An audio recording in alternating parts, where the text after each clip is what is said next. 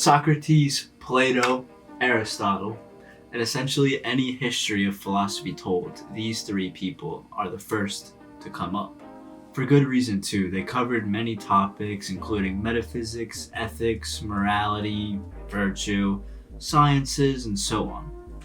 While they weren't the first philosophers, that would be Thales, they were the first sort of comprehensive philosophers. They were the first philosophers with a lot of substance to them. In many aspects, it makes complete sense why. They were some of the first people to be able to commentate on Western civilization. Within their specific text, they mention this, and in order to do philosophy, there does need to be a good amount of leisure time involved. Time to seriously contemplate things. Or as Aristotle would put it, contemplate the thing itself. I really misquoted.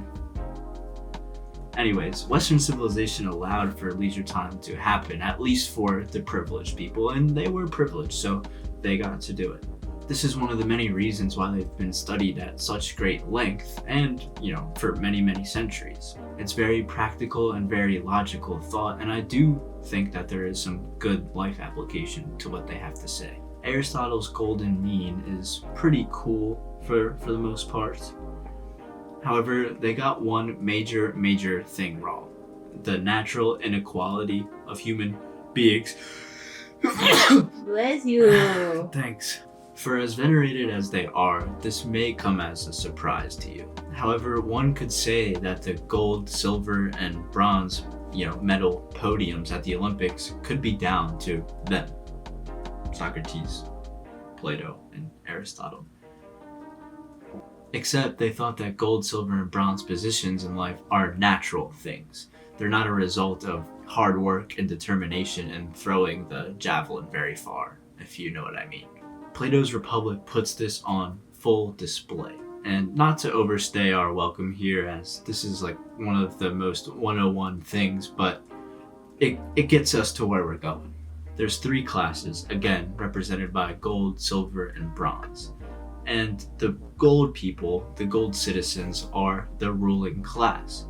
And while Plato does give us some interesting ideas as to what a good leader might be, I think that it's very, very vital to remember that the leadership is chosen through hereditary means. The claim here is that if everyone does what they're supposed to do, supposed to naturally be doing, then the society will be well run and happy.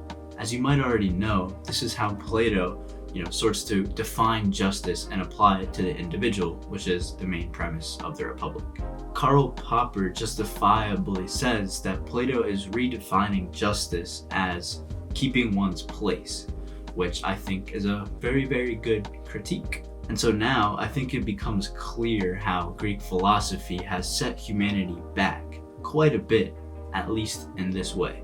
Take a look at America, for example, if it wasn't already obvious. After fighting against a dying system that was feudalism, and by the way, this is also a result of Greek philosophy, kings, lords, commons, gold, silver, bronze.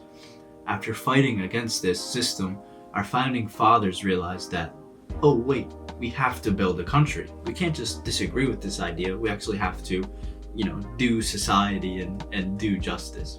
Then we got Federalists pitted against Democratic Republicans, or whatever you might want to call them.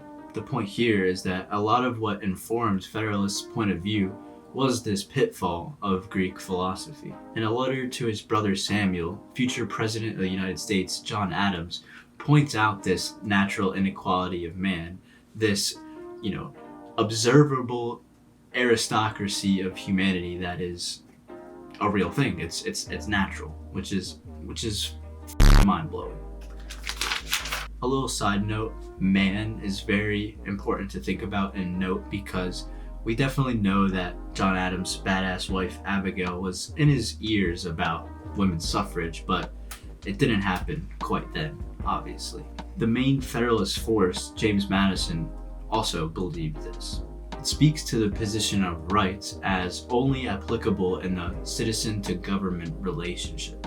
In other words, sure, you have rights because you're a human being, but it's the government's good graces that allows you to keep them. Because in the state of nature, the strong would dominate the weak, and so the government swoops in to save the day. It's a very cynical state of nature. Read Leviathan by Thomas Hobbes. It's because of this that we find things in our founding documents that say we have the right to pursue happiness, not to receive it or have it, no, to pursue. Let that think in. Let that think in for just a second. I also admit that happiness is a very vague and complicated subject, but here it's sort of implied that we have the right to pursue happiness in the sense that we have the right to pursue wealth and property, things like this. Again, due to the Platonic notion of justice. Let things fall into place the way they naturally should, say the Federalists, which is also the underpinnings of the reason why people think capitalism works and is a good thing. Just some food for thought. Meanwhile, and shockingly, people like Thomas Jefferson fought against this line of thinking. Thomas Jefferson is definitely the most confusing founding father, in my opinion. He starts to sound like some sort of proto-socialist when he tells James Madison that legislators cannot invent too many devices for subdividing property. Here, he's hinting at the fact that equal land distribution among people might just be a right for everyone, at least for white men. Again, the confusing bits of Thomas Jefferson, which we can't gloss over. Here, the point is that people like Jefferson don't see rights as secured in the citizen-to-government relationship. Instead, they're a virtue of simply being human. Everyone is truly equal to everyone, with a little asterisk of course.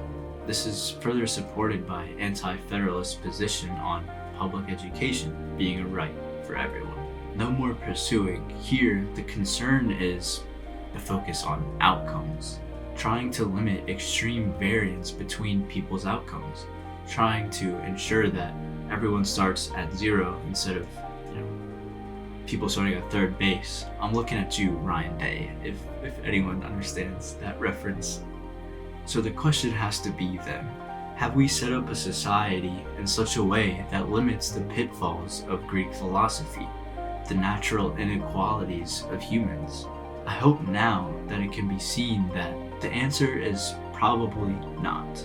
Greek philosophy is still dampening this aspect of society or life, whatever you may want to call it. We may have to go back to the foundations of it all, so to speak, which sounds like an insurmountable task, but I think it would be an enjoyable